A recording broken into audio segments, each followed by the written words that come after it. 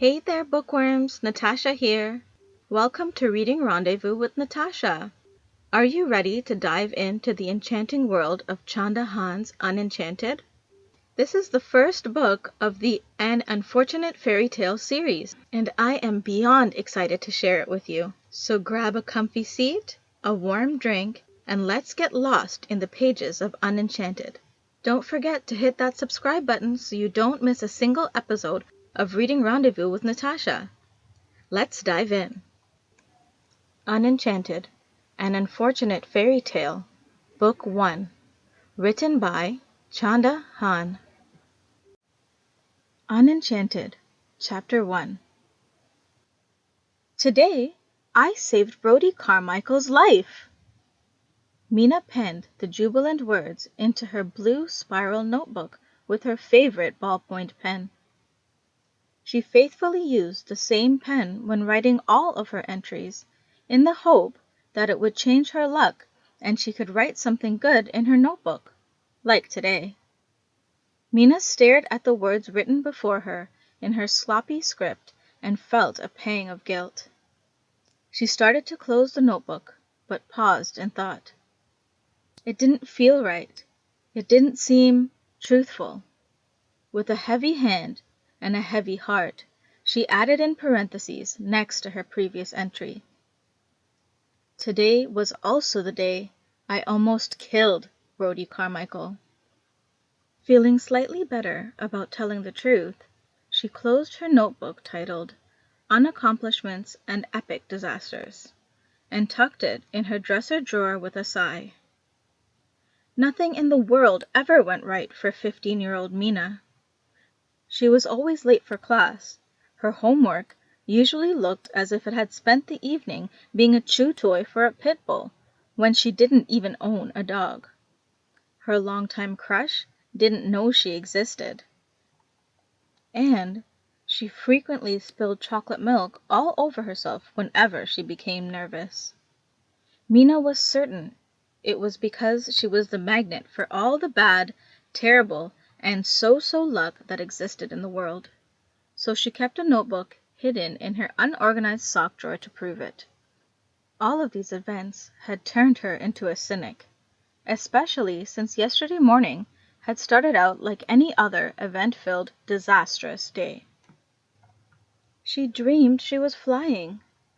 She was much more graceful in the air than on the ground, where her feet always seemed to be tripping her up. But her peaceful dream was interrupted by the loud banging and crashing of thunder. She was no longer flying, but falling. Ouch! What the? Mina cried out as she landed painfully on the mismatched oak floor of her bedroom. She had fallen out of bed. Struggling to untangle herself from her sheets and comforter, Mina saw a pair of feet poking out of blue Toy Story pajamas next to her head. "Charlie, what are you doing?" she mumbled, still wrestling with her sheets. Charlie, a young and solemn boy of 8, pointed toward her clock, which was blinking 12 p.m. In his hands he held a pot and wooden spoon. The power must have gone out again, which was a regular occurrence for their city block. "What time is it?" she asked, feeling dread build, knowing that today she was going to be late again. Charlie held up one hand, pinching his ring finger and thumb together to sign the number 7. "Charlie, how could you have let me sleep in so long? I'm going to be late." Charlie answered by shrugging his shoulders and banging on the pot with his wooden spoon. She knew that it wasn't Charlie's fault. She was a very deep sleeper. Her mother, Sarah, said that she was harder to wake up than Sleeping Beauty. In Mina's case, though, there was no Prince Charming to rescue her from her snoring, and with her horrible luck, there never would be. Jumping up, Mina grabbed what she hoped was a clean pair of jeans from the pile of clothes that littered her floor and slid into them. Silently, she thanked her mother for never giving in to her request for skinny jeans. Otherwise, her dressing time would have been doubled. Next, she shoved her feet into her favorite Converse All-Stars, bending the backs in the process. She picked up a blue zippered hoodie and gave it a cursory sniff before deeming it clean enough to wear. She ran her fingers through her long brown hair, attempting to tame the stray locks, which were the same boring color as her eyes. She tried to force a winning smile onto her face, but it slid into an awkward grimace. Giving her brother a quick kiss on the head, she ran into the small and dated kitchen and grabbed her backpack from the breakfast table. Turning, Mina heard a rip as the backpack clung stubbornly to the back of the chair.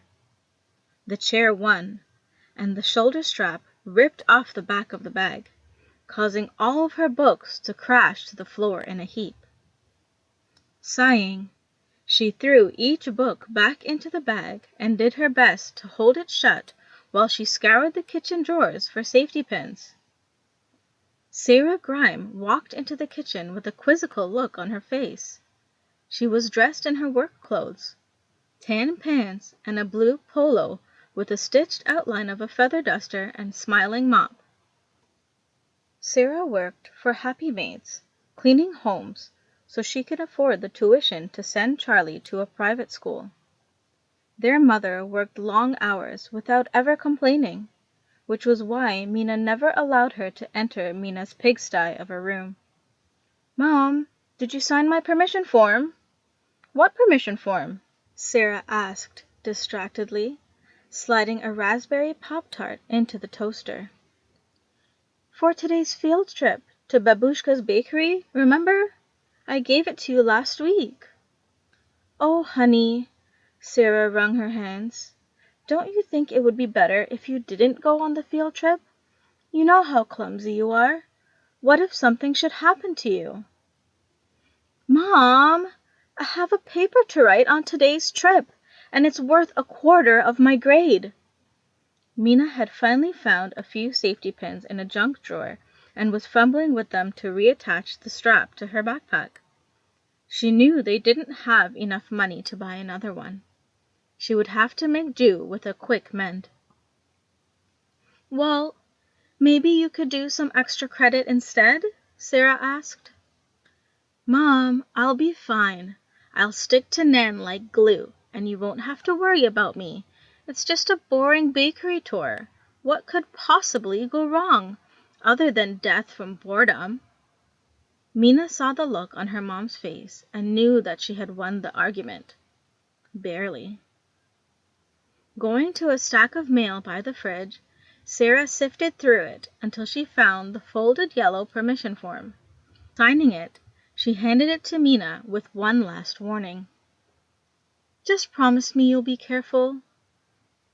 "I will," Mina promised, knowing it was a half-truth. She would be careful, but bad luck had a habit of following her everywhere. Charlie shuffled into the kitchen, still wearing his pajamas, plus a striking pair of bright yellow galoshes. Sitting on a slightly dented chair, he pulled one of the boxes of cereal toward him and began his morning routine of combining random cereals into one bowl. Today he chose only Frankenberry, Cheerios, and Grape Nuts, a far cry from his normal combination of at least 5 cereals. Watching him mix cereal every morning made her stomach drop in disgust, which was why she preferred Pop-Tarts. The toaster released her Pop-Tart, and Mina grabbed it in mid-air, wishing she hadn't, as she began tossing it back and forth in her hands until it cooled. Once it had cooled enough, it went into her mouth while she slipped on her temporarily fixed backpack and darted out the door to grab her bike from the landing. The Grime family lived in a small rented apartment above the Golden Palace, a Chinese restaurant run by Mr. and Mrs. Wang. Mina loved living above the restaurant, unless she forgot to close her window the night before. Then all of her clothes would smell like peanut oil. To make up for it, Mrs. Wong gave Mina all the pot stickers she could eat. Mina carried the bike down the stairs to the sidewalk, nicking the paint from the wall on the way down. She had a love-hate relationship with the bike. Last year, on the eve of her 15th birthday, she thought she was being led outside blindfolded to be presented with a car. Instead, she got a red 1950 Schwinn. The bike was old and scuffed, and it needed new brakes, oil, and tires, but she didn't care. Once she got over the disappointment and realized how unrealistic a car would be on her family's budget, she began to love it. The bike allowed her some freedom. Besides, if Mina's riding ability was any indication of her driving ability, then the world would have been in for a lot of dented mailboxes. Swinging her bike onto the sidewalk, Mina waved to Mrs. Wong and barely missed colliding into an old lady walking her gaggle of toy poodles. "Sorry," she yelled, losing a chunk of Pop-Tart she was still holding in her mouth. She watched in disgust as the poodles, who only moments ago had looked cute and cuddly, morphed into snapping, sugar-crazed dogs. The lady stared in shock as she tried to get control of her wild, pampered babies. Mina shrugged apologetically in response. 10 minutes later, after cutting through 2 back streets and riding across 3 neighbors' backyards, Mina arrived at a schoolyard that was devoid of human life, giving her the undeniable impression that she was tardy. She left her bike by the bike rack, but without a proper kickstand, it sagged pathetically to one side against the nicer, newer bikes. Running toward the bus barn, she was relieved to see the field trip bus was still there, until it pulled away from the curb. "No!" Mina yelled, running after the bus, trying desperately to catch the notice of the driver. A window slid down, and a familiar blonde head popped out with something silver in her hand. "Mina, you really need to get a watch," the girl shouted. "Nan, tell him to stop," Mina cried, feeling a stitch begin in her side. "And a cell phone. You really need to be brought out of the dark ages. I could have called you." The girl just kept talking, impervious to Mina's desperation and waning stamina. "Nan, snap out of it! Stop the bus!" she screamed, huffing and puffing. "Oh, right!" The blonde head popped back inside. A moment later, the bus slowly decelerated and pulled to the curb. Out of breath and slightly limping from the side stitch, Mina finally boarded the first steps of the bus.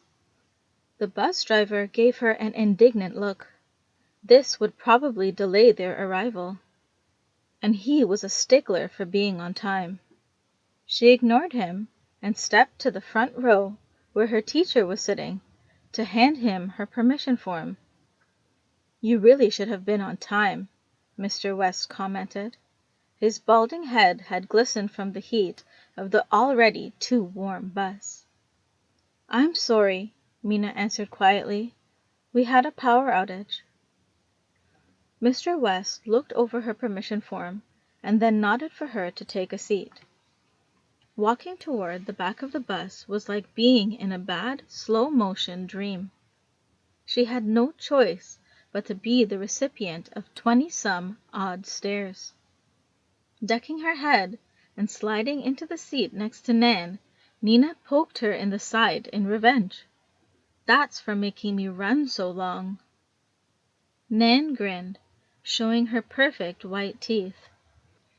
Today she wore an I Heart Jacob Black shirt, skinny jeans, and black flats.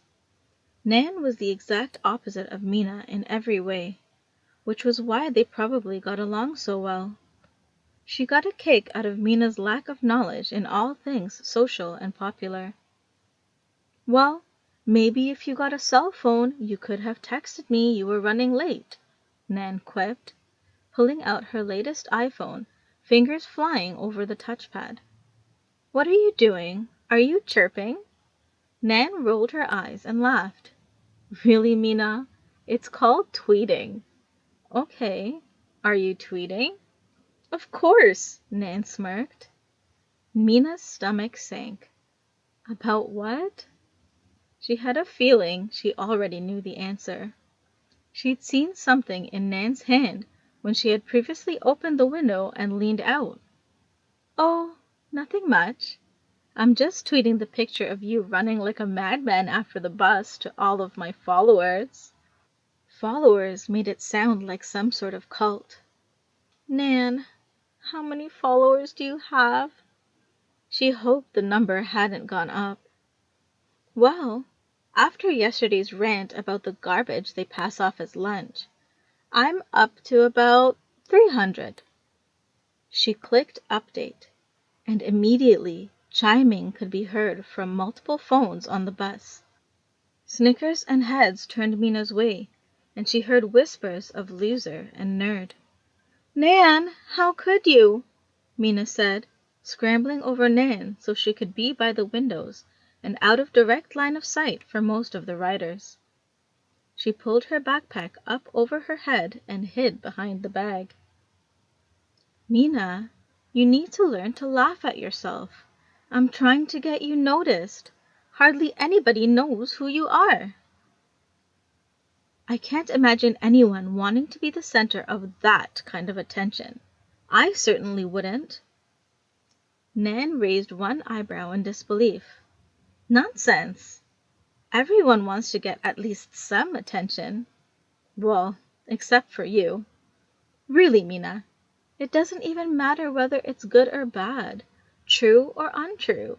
Everyone wants to be popular, to be part of some gossip. Nan was the friendliest and most outgoing girl in the school. Everyone seemed to like Nan, not because she was popular or smart, but because she was fun and real. Not me, Mina shrugged nonchalantly. So, I guess in that case, you wouldn't care about the current eligibility status of a certain boy?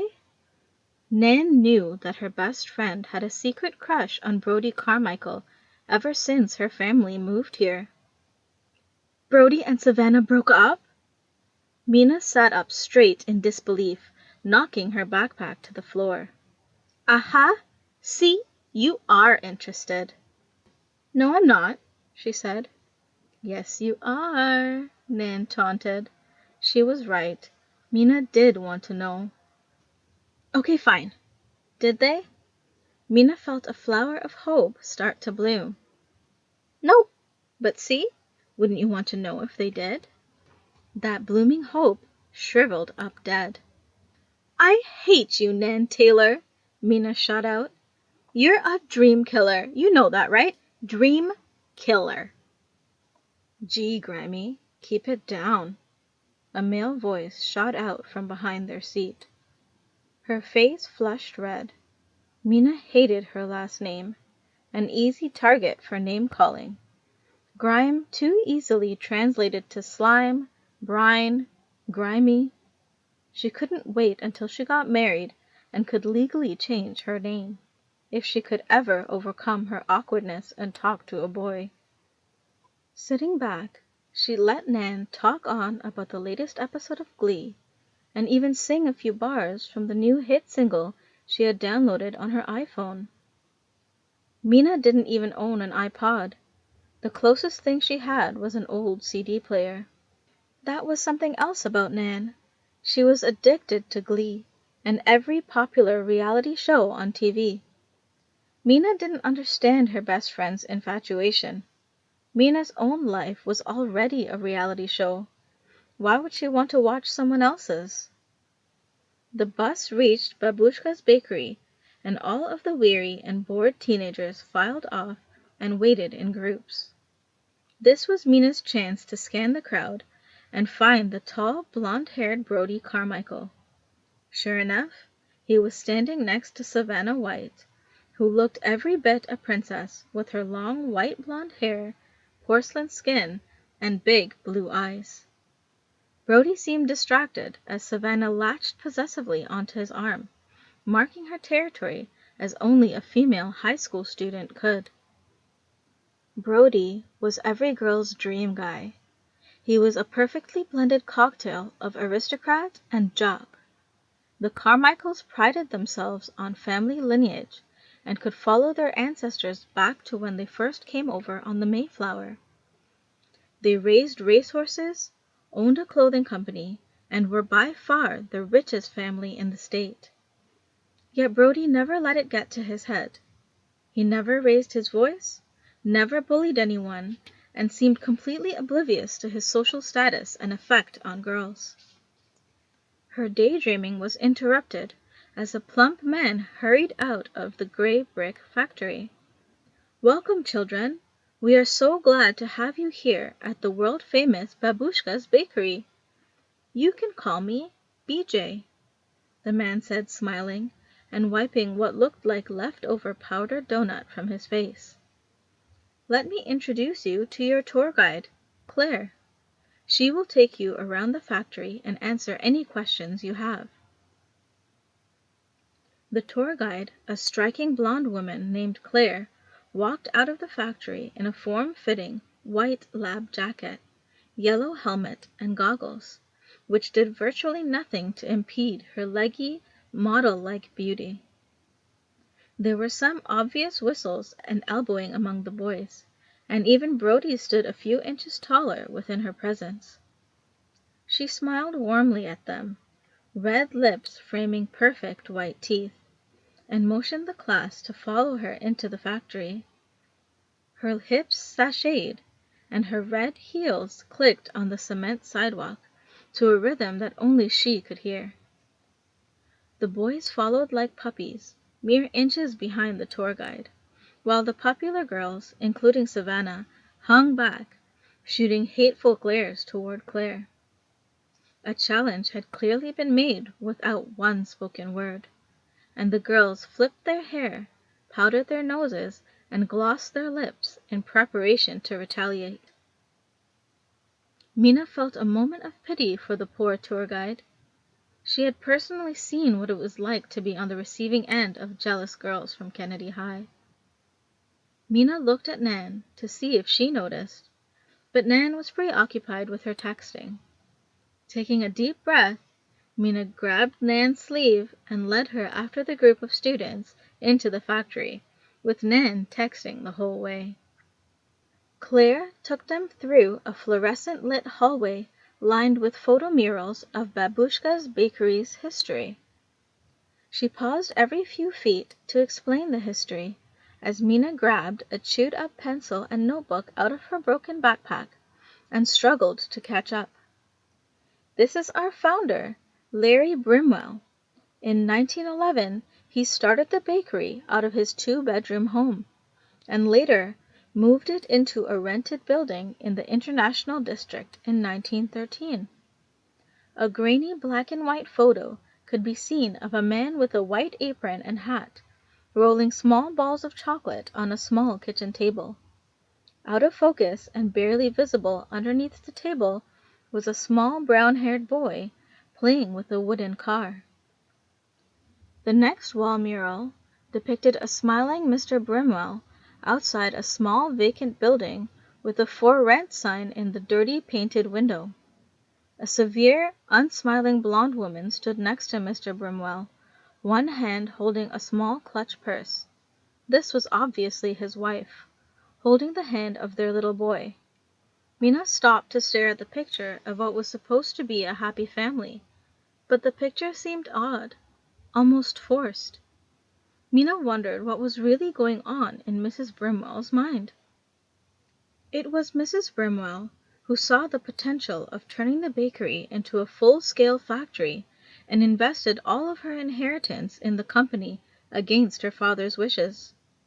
Soon after they purchased this current factory, Larry died of scarlet fever. His wife and son were left to take on the family business alone.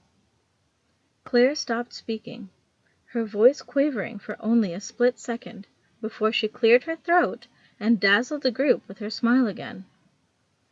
Through hard work and perseverance, they made it into the baking empire it is today. Who runs it now? Priscilla Rose, or Pri for short, had raised her hand, but asked the question before being called on.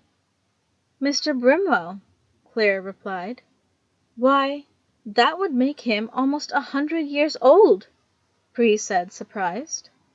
Silly me, Claire chuckled. Please forgive me.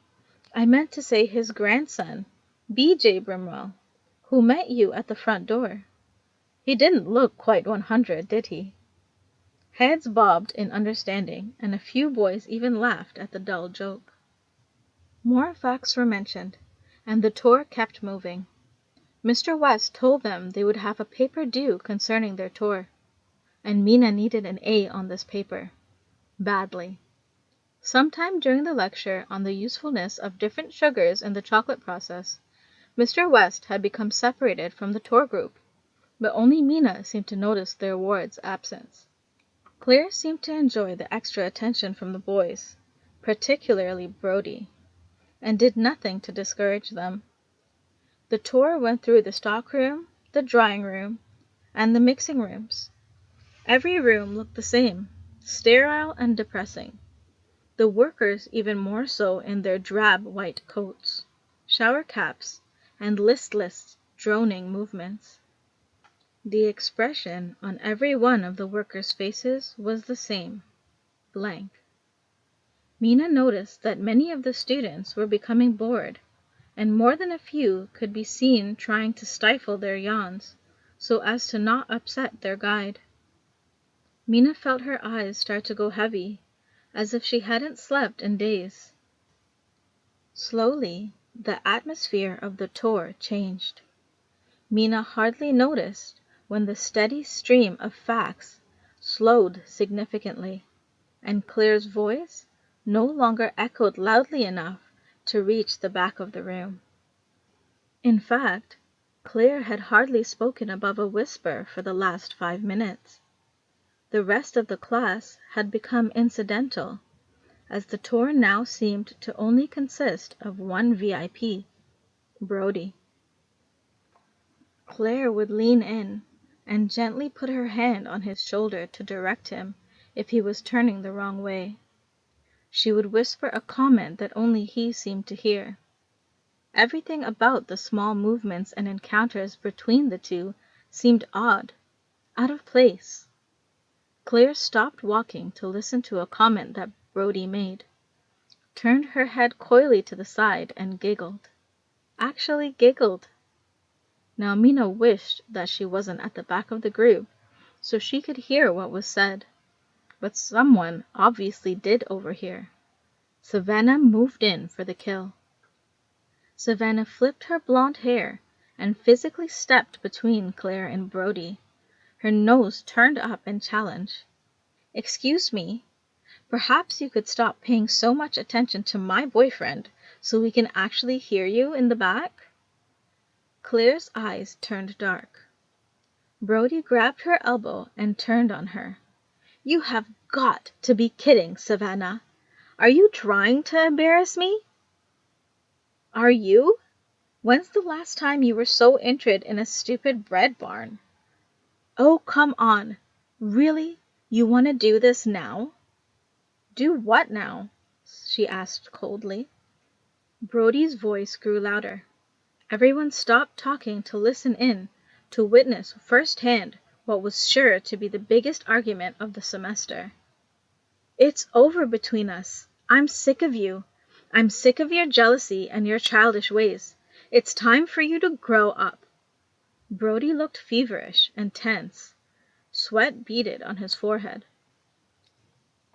Savannah's eyes glistened with tears, and her cherry-glossed lip started to tremble. You don't mean that. Yesterday you told me. Well, that was yesterday, and this is today. Don't you get it? You're too much of a baby. The words left Brody's mouth, but they seemed awkward and forced. Savannah turned and ran back down the hallway towards the bathrooms. Pri dutifully ran after her. Claire turned to the group and smiled brightly. Well, Now that embarrassing scene is over with, let's be on our way, shall we?" Her smile was so blindingly bright that it was almost painful to look at. Did no one else seem to notice the effect the bewitching tour guide was having on Brody and the boys? Apparently not.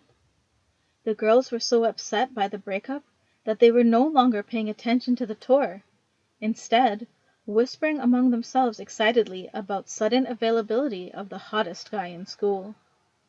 No one ever could hold a grudge against Brody Carmichael.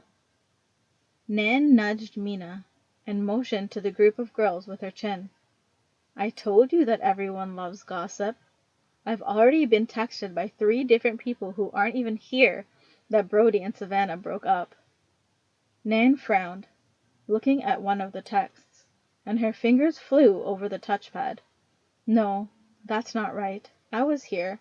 I saw it." Nan began murmuring to herself as she tried to fix whatever new rumor was now flying through their high school 10 miles away. Claire finally led the tour group to the 3rd floor and was allowing the kids to walk the railed catwalk over the production floor. By now, many of the students had become bored and started laughing and horsing around. It seemed that whatever love spell that had once charmed them had worn off most of them. Just not one hypnotized Brody. His movements became slower, and he was transfixed by Claire's every movement. Mina watched as Claire's hand stroked Brody's bicep in a demure manner. Warning bells went off in her head that something was definitely wrong. A tingling began in her hands and spread throughout her body and up her spine like an electric current. Jumping, Mina looked around and behind her for a source of static electricity, but no one was near her. Another intense feeling of wrongness came over her, and she felt compelled to move forward and interfere. She didn't want to make a spectacle like Savannah, but she had to break whatever spell Claire had over Brody. Gathering her courage, Mina moved forward, unsure of exactly what she was going to do. The tingling sensation was almost overwhelming. Someone bumped her from behind, and she lost her grip on her notebook and chewed-up pencil, which launched from her hand to land at the feet of Stephen and Frank, deep in some argument over a video game. She watched as the pencil rolled right in front of Stephen's foot, wincing when the foot came down and he slipped on the pencil. Stephen flailed his arms dramatically, causing a domino effect as he lost his balance and pitched forward into Frank. Frank, caught off guard, tried to catch his friend, but ended up slamming backward into Mina, Claire, and Brody. Mina caught her balance, but Claire's heel snagged in the catwalk and she stumbled headlong into Brody, pushing him towards the railing. The rickety walkway shifted under the weight, causing everyone to lurch to the right. The sudden jostling woke Brody from his hypnotic state. She saw his confusion, followed by shock as the catwalk tilted again. He stumbled backwards. His arms flailed wildly as he reached for a hand railing and missed. His blue eyes filled with terror as he fell backward over the safety rail. Thanks for tuning in to Reading Rendezvous with Natasha. I'm so glad you could join me for the first chapter of Unenchanted by Chanda Hahn. I hope you enjoyed it as much as I did. Don't forget to hit that like button and leave a comment below to let me know what you thought. And if you haven't already, be sure to grab a copy of Unenchanted and follow along with me on this epic adventure. I can't wait to see what happens next. Until next time, happy reading, bookworms! And don't forget to subscribe to Reading Rendezvous with Natasha for more bookish content. See you next time!